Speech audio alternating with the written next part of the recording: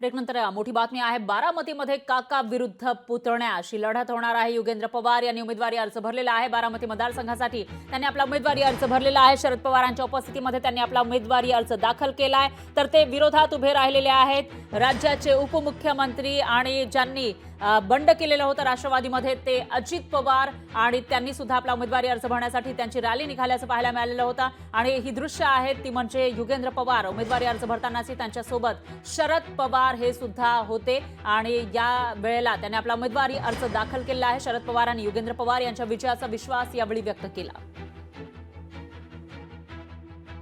तर बारामती मतदारसंघामध्ये काका विरुद्ध पुतण्या अशी लढत होणार आहे। यावेळेला शरद पवार यांच्या विरोधामध्ये अजित पवार नाही तर युगेंद्र पवार हे अजित पवारांच्या विरोधामध्ये असणार आहेत। युगेंद्र पवार हे पुतणे आहेत अजित पवारांचे। मात्र खरी लढत आहे ती म्हणजे अजित पवार आणि शरद पवारांमध्ये, कारण युगेंद्र पवारांना आपला पाठिंबा असल्याचं या ठिकाणी मेसेज देण्याचा प्रयत्न शरद पवारांनी केलेला आहे। त्यामुळे आतापर्यंत या होम ग्राउंडवर अजित पवार निवडून आलेले आहेत आणि तिथून आमदार झालेले आहेत। त्याचबरोबर उपमुख्यमंत्री बऱ्याच वेळा झालेले आहेत, आणि आता ते जेव्हा निवडणुकीला सामोरे जात आहेत त्यावेळेला मात्र त्यांच्या विरोधामध्ये आहे त्यांच्याच कुटुंबातील एक व्यक्ती युगेंद्र पवार, आणि त्यामुळे ही जी निवडणूक आहे ती नेमकी किती सोपी असेल अजित पवारांसाठी याचा सवाल या ठिकाणी उपस्थित होतोय। युगेंद्र पवार यांनी आपला उमेदवारी अर्ज भरलेला आहे, तर दुसरीकडे बारामतीमध्ये शक्ती प्रदर्शन सुरू आहे अजित पवारांचं, आणि ते आपला उमेदवारी अर्ज भरण्यासाठी निघालेले आहेत। तर अजित पवारांच्या विरोधामध्ये यंदा युगेंद्र पवार यांचं आव्हान आहे। पवार कुटुंबातीलच एक व्यक्ती, त्यांचे पुतण्या, आणि अशात एकीकडे आहेत अजित पवार आणि त्यांच्या विरोधामध्ये त्यांचा पुतण्या आणि त्यांचेच काका,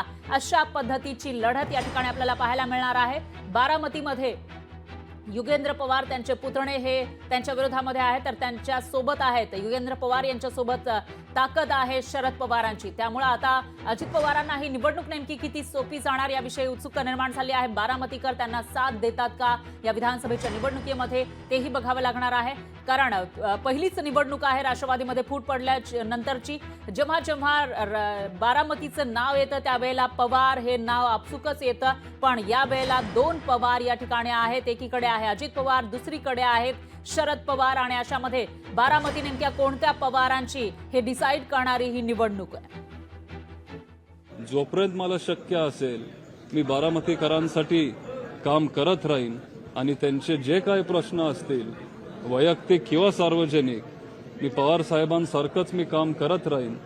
आणि एवढीच मी एक विनंती करतो, इच्छा व्यक्त करतो की ज्या पद्धतीने बारामतीकरांनी पवार साहेबांना 55 वर्षापूर्वी असा आशीर्वाद दिलेला, त्या पद्धतीने तुम्ही मलाही द्या। आणि 100% मी आज खात्रीपूर्वक तुम्हाला सांगतो की जे काही तुमचे प्रश्न असतील, एक लोकप्रतिनिधी म्हणून, एक सेवक म्हणून मी इथं तुमच्यामध्ये असीन राहीन, आणि हे सगळे प्रश्न मी प्रामाणिकपणे मार्गी लावेन।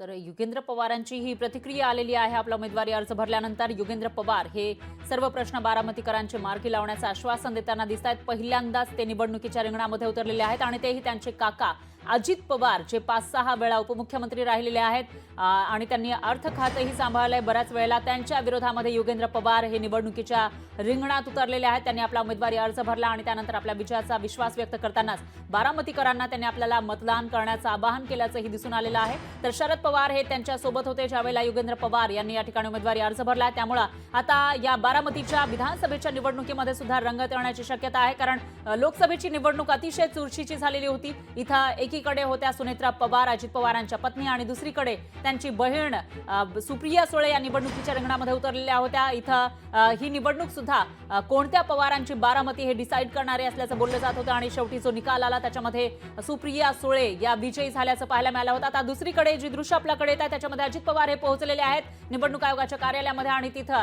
ते आपला उमेदवारी अर्ज भरताना दिसतात। तेव्हाची दृश्य आपण बघू शकतो। युगेंद्र पवार यांनी थोड्याच वेळापूर्वी उमेदवारी अर्ज भरलेला आहे। त्यांनी शक्ती प्रदर्शन केलं नाही, तर त्यांची सभा होणार आहे, आणि याशिवाय त्यांचं रॅली त्यांच्यासाठी नंतर निघणार असल्याची माहिती समोर आली आहे। पण बारामतीमधून उमेदवारी अर्ज भरताना अजित पवार यांनी जोरदार शक्ती प्रदर्शन केलं आहे, आणि आता ते पोहोचलेले आहेत कार्यालयामध्ये। इथं ते उमेदवारी अर्ज भरताना दिसत आहेत, तेव्हाची ही दृश्य आपल्याकडे आहे।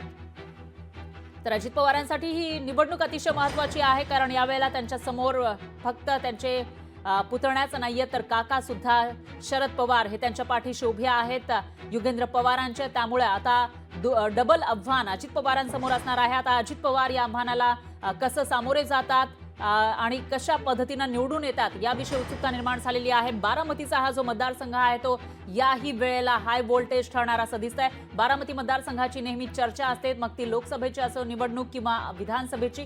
लोकसभेच्या निवडणुकीमध्ये तर इथं राष्ट्रवादी एसपीनं बाजी मारली होती. आता उत्सुकता आहे ती विधानसभेच्या निकालाची. विधानसभेच्या निकालामध्ये नेमकं कोण बाजी मारणार याकडे लक्ष आहे, कारण फूट पडलेली आहे राष्ट्रवादीमध्ये. अजित पवारांकडे राष्ट्रवादीचं नाव बहुत आणि अच्छी घड्याळ बात हे है, चिन्ह आहे. बहुत अच्छी बात है। जनगणना देश के लिए बहुत जरूरी होती है। कोविड के कारण वो आगे बढ़ गई थी। देश के विकास में जनगणना के आंकड़े बहुत महत्वपूर्ण होते हैं। वो अगर हो रही है तो बहुत आनंद की बात है। चलो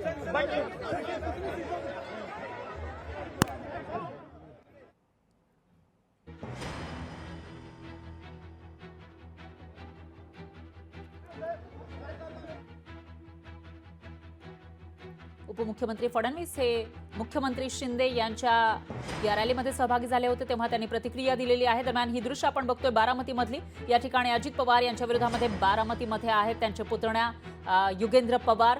थोड्याच वेळापूर्वी युगेंद्र पवारांनी आपला उमेदवारी अर्ज दाखल केला आणि त्यानंतर आता अजित पवार पोहोचलेले आहेत कार्यालयामध्ये आपला उमेदवारी अर्ज दाखल करण्यासाठी.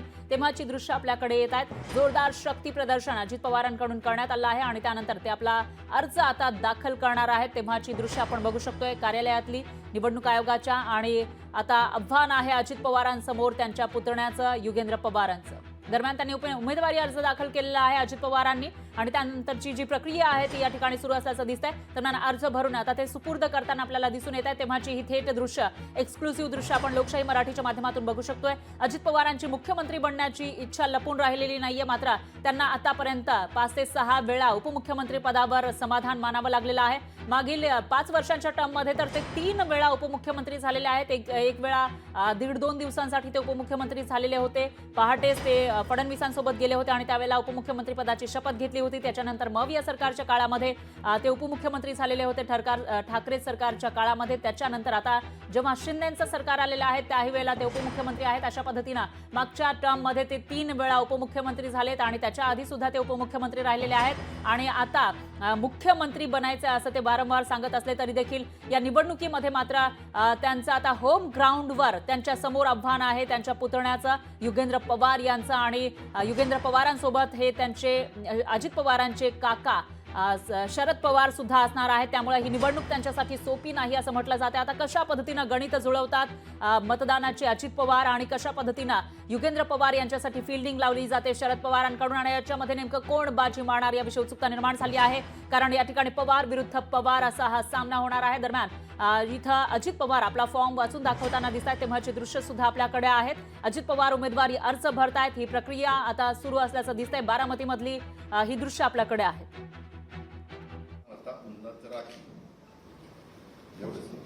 खाली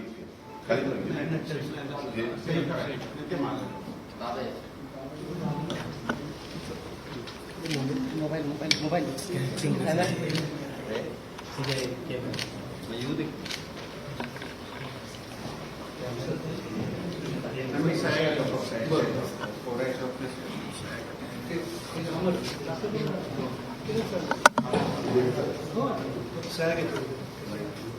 कोर्स आहे त्याच्यात आपली सही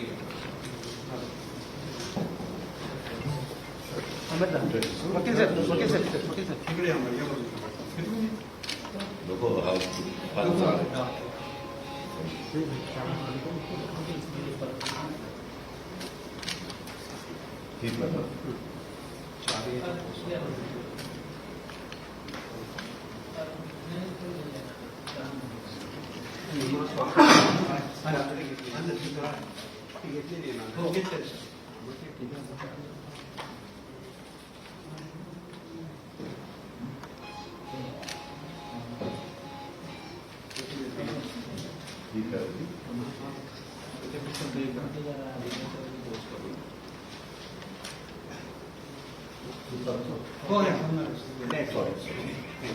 थँक्यू सर्वांना धन्यवाद.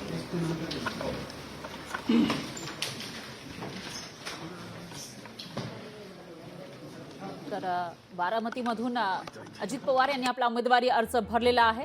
पवारांचा गड राहिलेल्या बारामतीमध्ये यावेळेला पवार विरुद्ध पवार अशी लढत पाहायला मिळते. लोकशाही मराठी ऐका, पहा, जागरूक रहा.